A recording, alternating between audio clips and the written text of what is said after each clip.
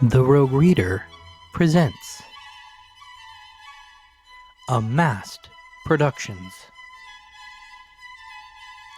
Jane Austen's Sense and Sensibility. Chapter 4. "What a pity it is, Elinor," said Marianne, "that Edward should have no taste for drawing." "No taste for drawing?" replied Elinor. "Why should you think so? He does not draw himself, indeed, but he has great pleasure in seeing the performances of other people, and I assure you he is by no means deficient in natural taste, though he has not had opportunities of improving it. Had he ever been in the way of learning, I think he would have drawn very well. He distrusts his own judgment in such matters so much that he is always unwilling to give his opinion on any picture. But he has an innate propriety and simplicity of taste which in general direct him perfectly right." Marianne was afraid of offending, and said no more on the subject, but the kind of approbation which Elinor described as excited in him by the drawings of other people was very far from that rapturous delight which, in her opinion, could alone be called taste. Yet, though smiling within herself at the mistake, she honored her sister for that blind partiality to Edward which produced it. "I hope, Marianne," continued Elinor, "you do not consider him as deficient in general taste. Indeed, I think I may say that you cannot, for your behavior to him is perfectly cordial, and if that were your opinion, I'm sure you could never be civil to him." Marianne hardly knew what to say. She would not wound the feelings of her sister on any account, and yet to say what she did not believe was impossible. At length she replied, "Do not be offended, Elinor, if my praise of him is not everything equal to your sense of his merits.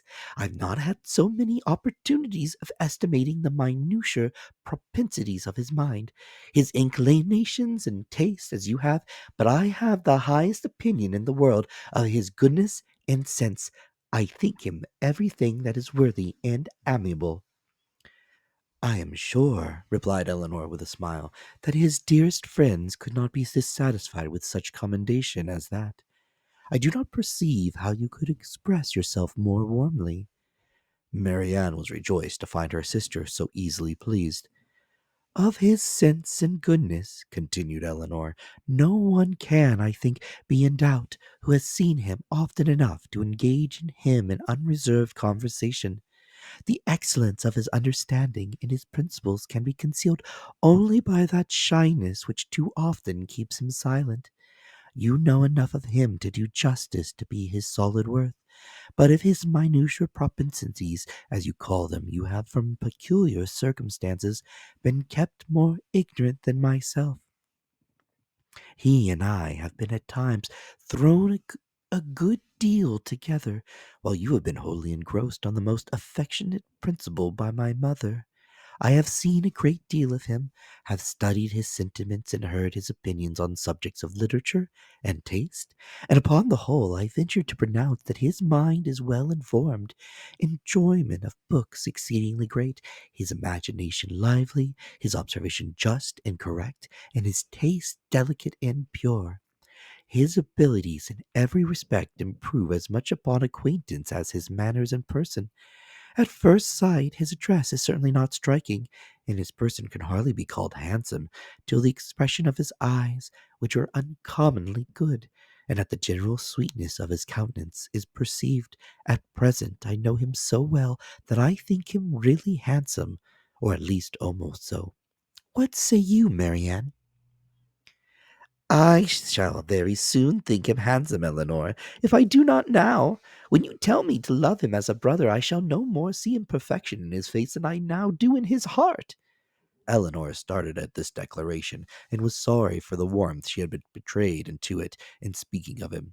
She felt that Edward stood very high in her opinion. She believed the regard to be mutual, but she required greater certainty of it to make Marianne's conviction of their attachment agreeable to her. She knew that what Marianne and her mother conjectured one moment, they believed the next; that with them to wish was to hope, and to hope was to expect. She tried to explain the real state of the case to her sister.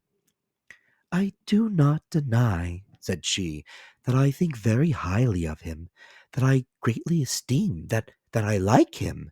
Marianne here burst forth with indignation. "Esteem him? Like him? Cold-hearted Elinor! Worse than cold-hearted, ashamed of being otherwise. Use those words again, and I will leave the room this moment." Elinor could not help laughing. "Excuse me," said she, "and be assured that I meant no offense to you by speaking in so quiet a way of my own feelings. Believe them to be stronger than I have declared. Believe them, in short, to be stronger than such as his merit, and the suspicions, the hope of his affection for me may warrant, without imprudence or folly. But farther than this you must not believe. I am by no means assured of his regard for me. There are moments when the extent of it seems doubtful, and till his sentiments are fully known, you cannot wonder at my wishing to avoid any encouragement of my partiality, by believing or calling it more than it is. In my heart I feel little, scarcely any doubt of his preference, but there are other points to be considered beside his inclination.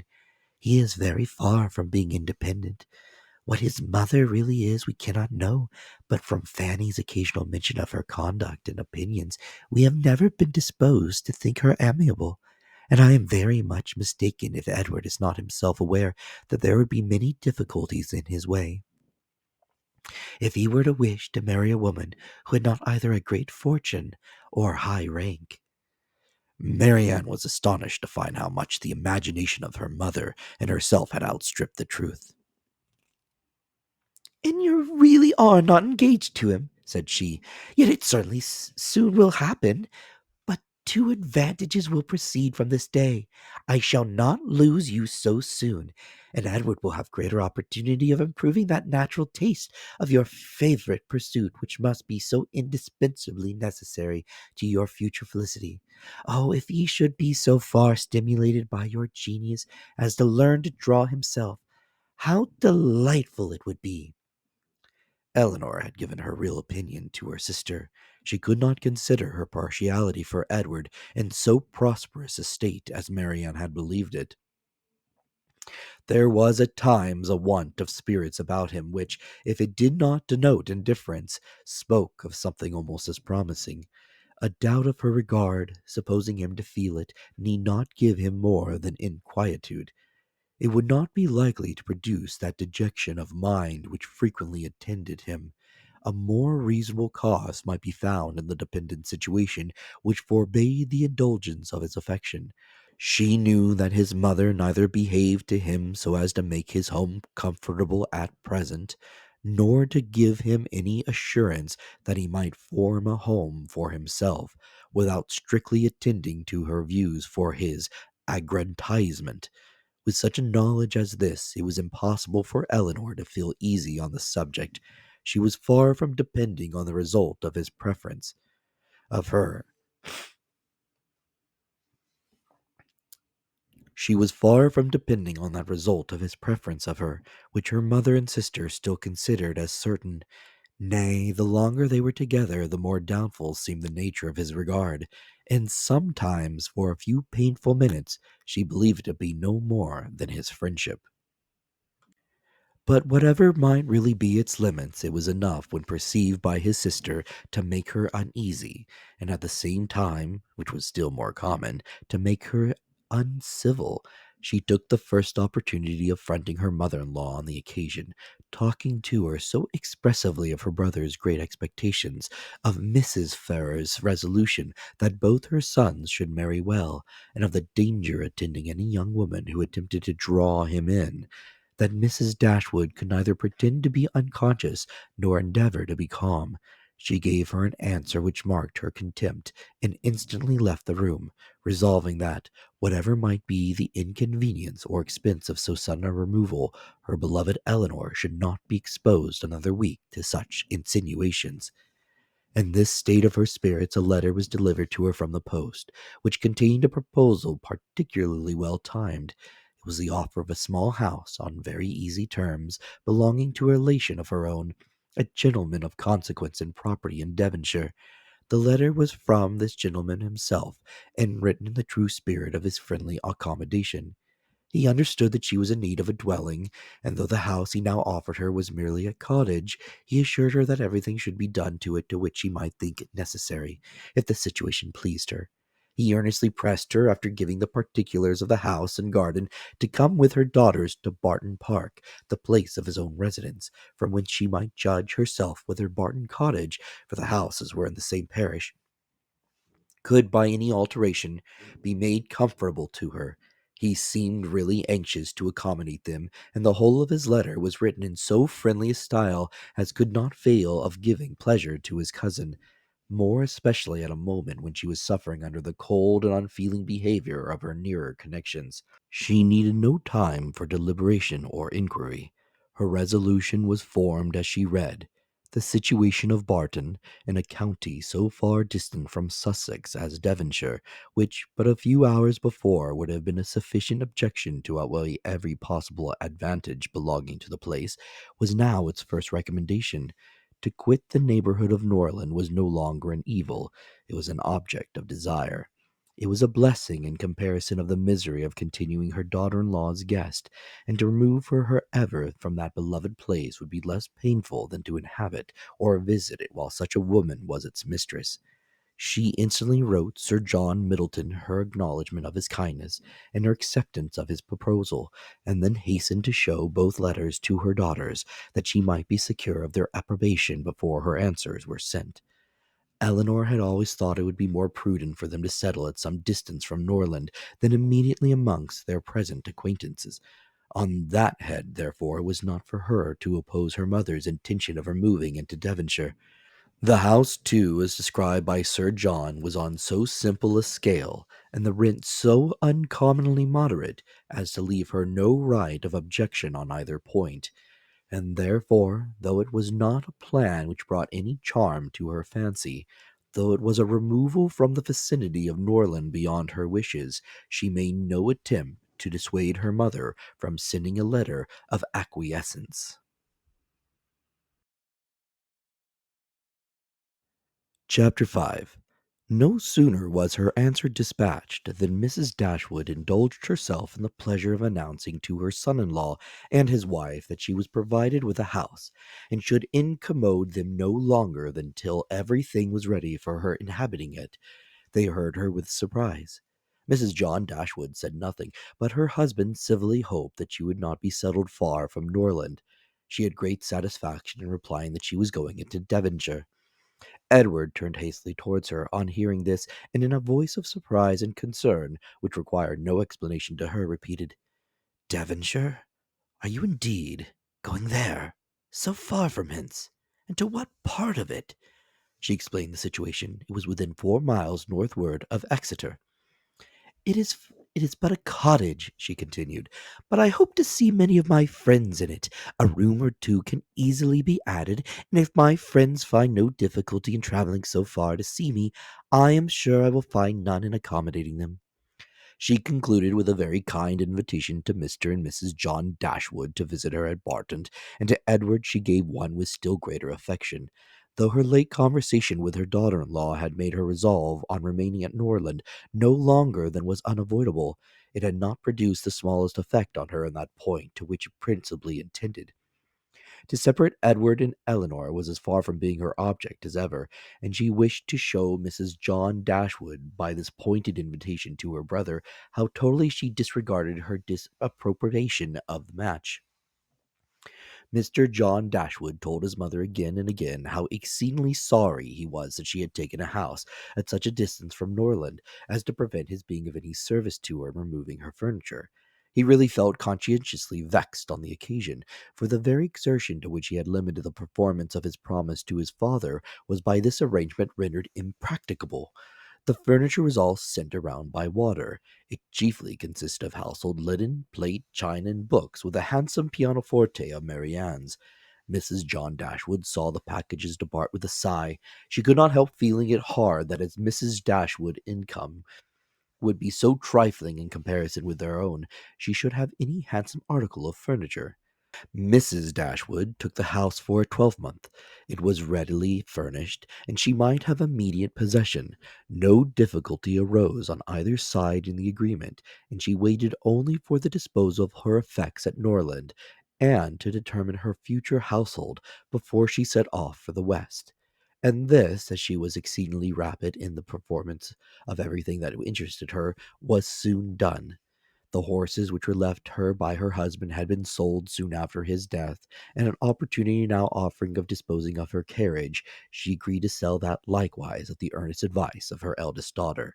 For the comfort of her children she had consulted only her own wishes. She would have kept it, but the discretion of Elinor prevailed.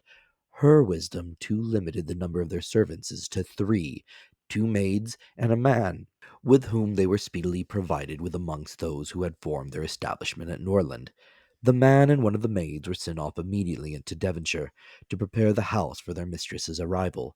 For as Lady Middleton was entirely unknown to Mrs. Dashwood, she preferred going directly to the cottage to being a visitor at Barton Park, and she relied so undoubtingly on Sir John's description of the house as to feel no curiosity to examine it herself till she had entered it as her own. Her eagerness to be gone from Norland was preserved from diminution by the evident satisfaction of her daughter-in-law in the prospect of her removal, a satisfaction was but feebly attempted to be concealed under a cold invitation to her to defer her departure. Now was a time when her son-in-law's promise to his father might with particular propriety be fulfilled. Since he had neglected to do it on first coming to the estate, their quitting his house might be looked on as the most suitable period for its accomplishment. But Mrs. Dashwood began shortly to give over every hope of the kind, and to be convinced, from the general drift of his discourse, that his assistance extended no farther than their maintenance for 6 months at Norland. He so frequently talked of the increasing expenses of housekeeping, and of the perpetual demands upon his purse, which a man of any consequence in the world was beyond calculation exposed to, that he seemed rather to stand in need of more money himself than to have any design of giving money away. In a very few weeks from the day which brought Sir John Middleton's first letter to Norland, everything was so far settled in their future abode as to enable Mrs. Dashwood and her daughters to begin their journey. Many were the tears shed by them in their last adieus to a place so much beloved. "Dear, dear Norland," said Marianne, as she wandered alone before the house on the last evening of their being there, "when shall I cease to regret you? When learn to feel a home elsewhere? Oh, happy house, could you know what I suffer in now viewing you from this spot, from whence perhaps I may view you no more, and you, ye well-known trees, but you will continue the same. No leaf will decay because we are removed, nor any branch become motionless, although we can observe you no longer. No, you will continue the same, unconscious of the pleasure or the regret you occasion, and insensible of any change in those who walk under your shade, but who will remain to enjoy you." Chapter 6. The first part of their journey was performed in too melancholy a disposition to be otherwise than tedious and unpleasant. But as they drew towards the end of it, their interest in the appearance of a country which they were to inhabit overcame their dejection, and a view of Barton Valley as they entered it gave them cheerfulness. It was a pleasant, fertile spot, well wooded and rich in pasture. After winding along it for more than a mile, they reached their own house. A small green court was the whole of its domain in front, and a neat wicket gate admitted them into it. As a house, Barton Cottage, though small, was comfortable and compact. But as a cottage it was defective, for the building was regular, the roof was tiled, the window shutters were not painted green, nor were the walls covered with honeysuckles. A narrow passage led directly through the house into the gardens behind. On each side of the entrance was a sitting room, about 16 feet square, and beyond them were the offices and the stairs. 4 bedrooms and 2 garrets formed the rest of the house. It had not been built many years, and was in good repair. In comparison of Norland it was poor and small indeed, but the tears which recollection called forth as they entered the house were soon dried away. They were cheered by the joy of the servants on their arrival, and each for the sake of the others resolved to appear happy. It was very early in September. The season was fine, and from first seeing the place and the advantage of good weather, they received an impression in its favor which was of a material service in recommending it to their lasting approbation. The situation of the house was good. High hills rose immediately behind, and at no great distance on each side, some of which were open downs, the others cultivated and woody. The village of Barton was chiefly on one of these hills, and formed a pleasant view from the cottage windows. The prospect in front was more extensive. It commanded the whole of the valley, and reached into the country beyond. The hills which surrounded the cottage terminated the valley in that direction, under another name and another course. It branched out again between two of the steepest of them. With the size and furniture of the house, Mrs. Dashwood was upon the whole well satisfied, for though her former style of life rendered many additions to the latter indispensable, yet to add and improve was to delight to her, and she had at this time ready money enough to supply all that she wanted of greater elegance to the apartments. "As for the house itself, to be sure," said she, "it is too small for our family, but we will make ourselves tolerably comfortable for the present, as it is too late in the year for improvements. Perhaps in the spring, if I have plenty of money, as I dare say I shall, we may think about building. These parlors are both too small for such parties of our friends as I had hoped to see often collected here, and I have some thoughts of throwing the passage into one of them with perhaps a part of the other, and so to leave the remainder of that other for an entrance. This, with a new drawing room, which may be easily added, and a bedchamber and garret above, will make it a very snug little cottage.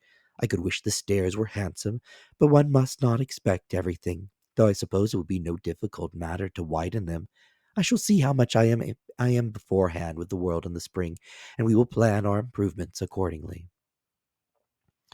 In the meantime, till all these alterations could be made from the savings of an income of 500 a year by a woman who never saved in her life, they were wise enough to be contented with the house as it was, and each of them was busy in arranging their particular concerns, and endeavoring, by placing around them books and other possessions, to form themselves a home. Marianne's pianoforte was unpacked and properly disposed of, and Elinor's drawings were affixed to the walls of their sitting room.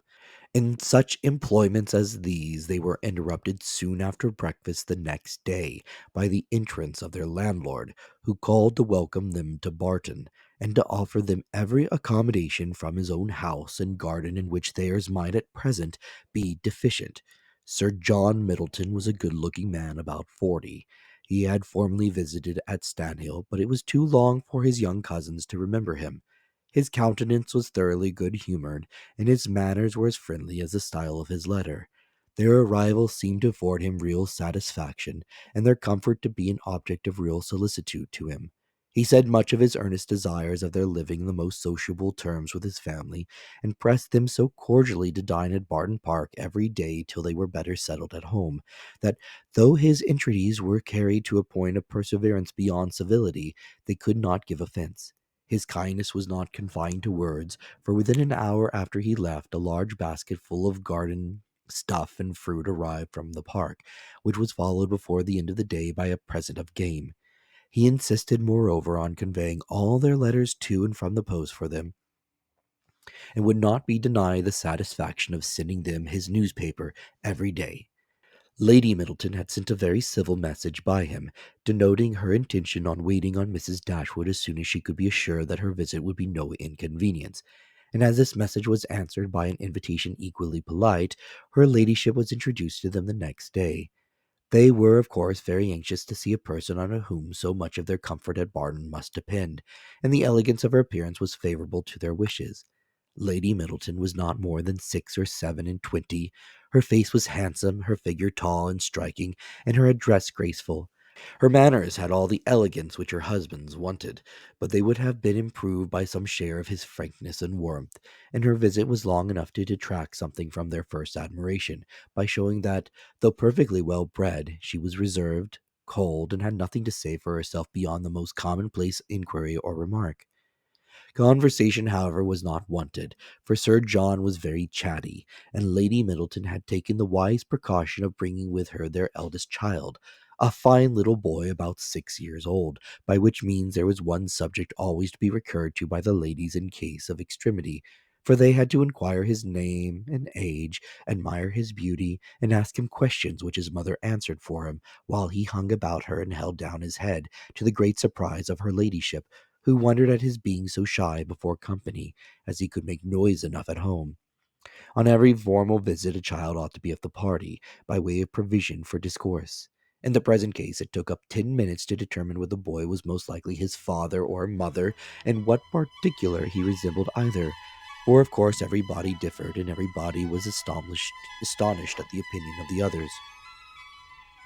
An opportunity was soon to be given to the Dashwoods of debating on the rest of the children, as Sir John would not leave the house without securing their promise of dining at the park the next day.